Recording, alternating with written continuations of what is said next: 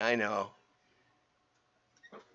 People like me beaming in like Mr. Rogers, but 5, 4, 3, 2, 1.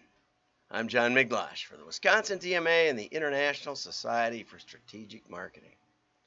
Okay, now what I want to show you is something very, very, very controversial.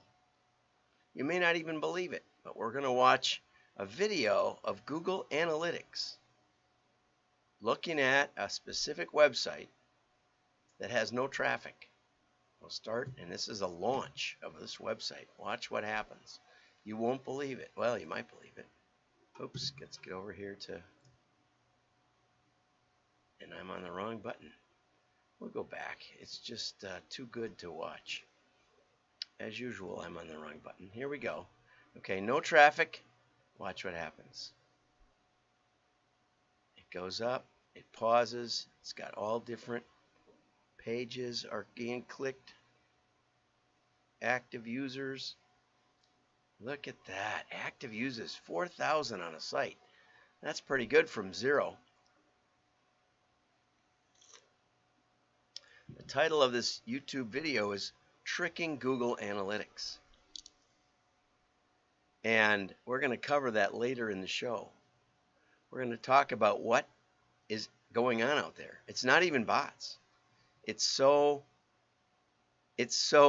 simple and so easy that if you're a CFO and you wonder if your marketing is doing its job, or your marketers are doing their job. Look at this, 12,000. Look at how it pauses it, which is really amazing. Active users on the site. Well, how does it end up? Yeah, that's the end of it. Okay, so anyway, that is amazing. So what happened today? Oh, in the continuing saga, Elon Musk puts down about 41 billion. You know, he probably has to break the piggy bank somewhere in that one, because one of my experiences in talking with billionaires is that they don't usually have it sitting in cash laying around, but wherever he gets it from, maybe he had called a buddy or two.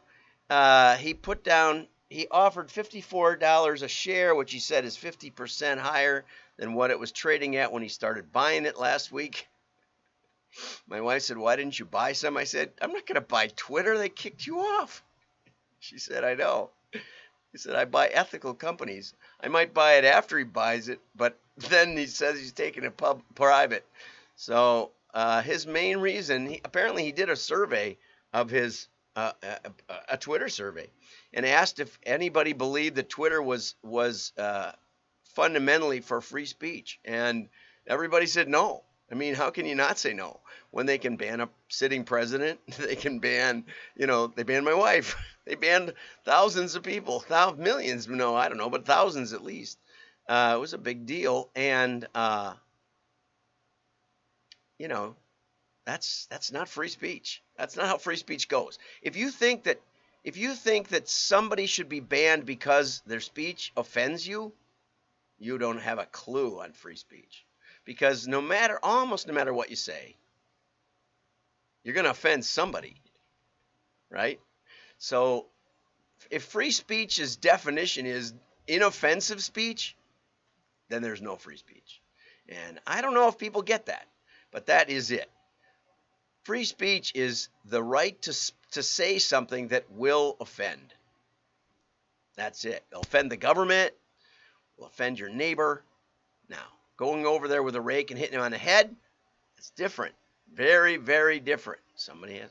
Now, and if you're in a mental state that offending you think is the same as hitting you over the head with a rake, then get off social media. Get off the internet. I don't know where you can go. Go out in the country. Anyway, now I got to bring up something even more controversial. There was an article that I tagged. I don't know if I can find it up here. Let's see if I can get it, if I can find it.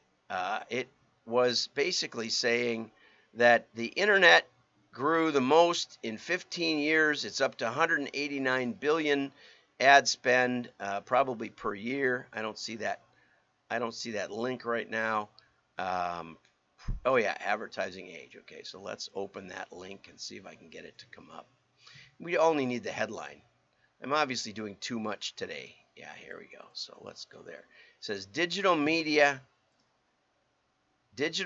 ad revenue surges to 189 billion, the biggest jump in 15 years. Okay? A new IAB report details increase in digital video, audio, social media. Consumers' appetite for digital media grows. Advertisers are increasingly looking to get a share of the pie. Okay, and so the amount of advertising dollars in major digital channels soared 35% from 2020 to 2021 to 189 billion, with big jumps in video, blah, blah, blah, blah, blah, blah. That's up 12.2% increase in the year prior, making it the biggest growth leap in digital channels since 2006, which is interesting because we were hardly measuring it then. And also, yesterday I reported that the growth rate had slowed. You say, John, you just haven't a clue. What's going on? Well, let's get down to the bottom of it. Of course, that's what we want to do. We want to get to the bottom of what's going on. And it looks like I'm stuck with that thing on the bottom. Oh, I know how to do it. Fix that. There we go. So let's get over to see what Dr. Augustine Fu, has to say about it. And here he goes. He says, you want it, you got it. Here's the issue. There's only so many people in the world. There's only so many people on the internet at once. Okay? At 189 billion, we're spending like, what? $4 per person all the time or something? I don't know. $40 per person. And they're not all on the internet. So $100 per person, human being on the planet. And he says fraudsters, aka entrepreneurs, will manufacture whatever you want to buy. So we've got this desire to get in front of people, to get our website known, to get content, or to make money. You know, I'm working with a website right now. We tried to get them into mail to get real users, but instead they're working with a bunch of digital channels, and we're getting really, really, really low response rates. But we're getting real people, and that's maybe the paradox. If you want real people, if you want real publishers where people actually pay some money to get your content, if you get those names looking at your website, you'll get very few. You'll get few people because they don't have that many subscribers, and you'll get fewer people signing up for yours because they already have content they're paying for. Okay? So Dr. Fu says, let's see if I can make this a little bigger. It's one of the problems with this particular app is it doesn't scale. It scales in big pieces. It doesn't scale in a nice way. Anyway, so fraudsters will manufacture it. Large quantities. What marketers want is large quantities of digital ads at low cost per thousand with the appearance of performance. And so entrepreneurs are producing counterfeit goods that look much like the real thing. Dr. Fu is basically arguing that a significant part of an ad buy, if you're using the typical way that digital media is bought, is completely fraudulent. That the traffic on the site that you're buying, the statistics from where you get your names from, or where you place your ads, the number of visits that you're told is wrong. The number of clicks is probably wrong. And he gives you fantastic in-depth at how this is manufactured. The old days, they used to manufacture visitors first. They would get they would get bots, and all a bot was a cell phone. You've seen probably pictures of cell phone farms where they're just banks and banks and banks of cell phones plugged in, and they're running little apps, and the little apps are going, USA Today, ESPN, MSNBC, Fox News, whatever it is, whatever you want, ding, ding, ding, ding, ding, ding, and site ABC. ABC is fake. Nobody visits site ABC, but the bots visit the other sites, and they look really compelling. I mean, it looks like they're bouncing around. Then, of course, then there were visitors, lots and lots of visitors to the site. Why don't our ads get any clicks? So they had the bots click the ads, and when they started the ads, the bots clicked all the ads. They went around and clicked all the ads, and if you looked at the reports, it looked obviously fake, but assuming that not everybody that visited the site was fake, but maybe they were. But, let's say it's a legitimate site that just wants to boost their traffic. Then, their click rate might be 9%, but here, we have it right here. Okay, their overall click is 9% click-through rate. But every one of these ads is getting 100%. Everybody that visits clicks those ads 100%. And Dr. Fu says, if you look at the details, you can find it. Okay, so then people started looking for that, and they started deciding that when bots just showed up and clicked the ads, that they were probably fake. And so then they said, well, let's only look at if they're not moving their mouse around the page and clicking on some other stuff and visiting and maybe click some multiple pages, then we'll know they're bots. And so they wrote better programs. Some of the programmers would actually have the mouse trace pictures of things to send the message that this is a bot, but you're not going to catch me. My goodness. Okay. There was a case, in fact, where two bot companies sued each other.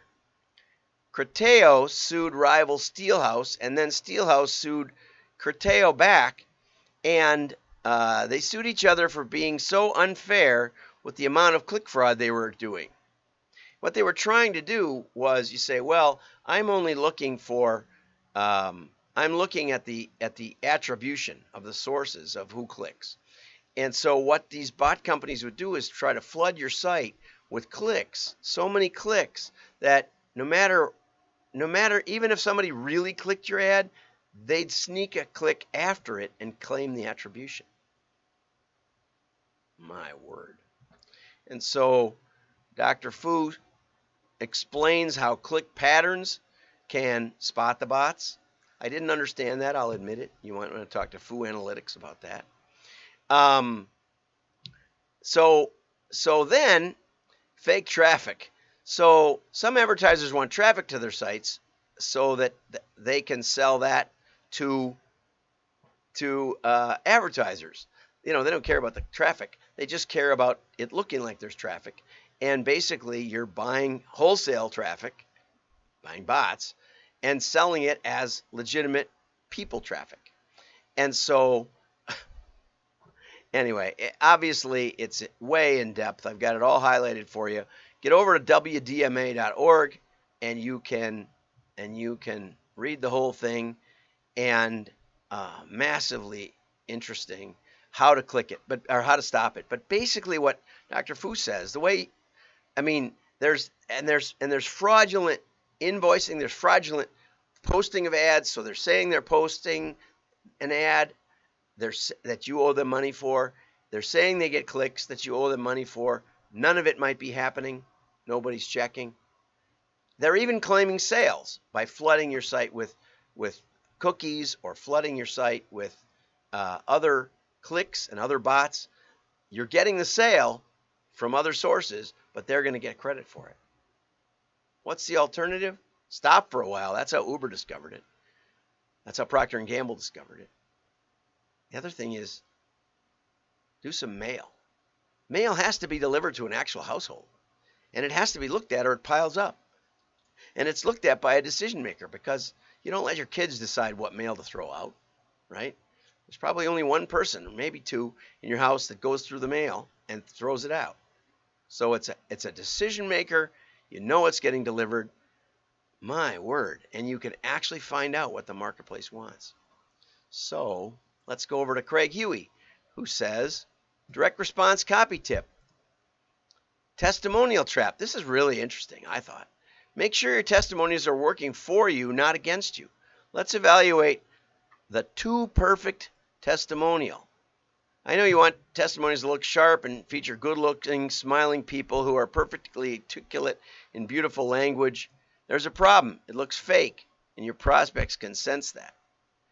If your testimonials are too perfect and appear too good to be true, your prospects will assume they're scripted. You know, back in the days when I ran whitetail.com, I would always leave the spelling mistakes in. I was always use the real pictures.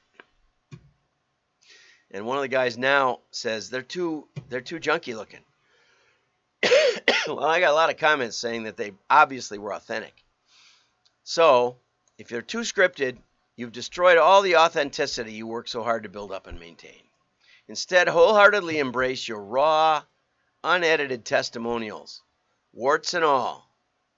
You want your prospect to know that these are real people who genuinely love your product, not hired actors regurgitating a sales pitch. Use real photos, videos, even if unflattering ones, and absolutely do not edit what they say. Testimonials aren't intended to be high literature. They're meant to sell your product organically.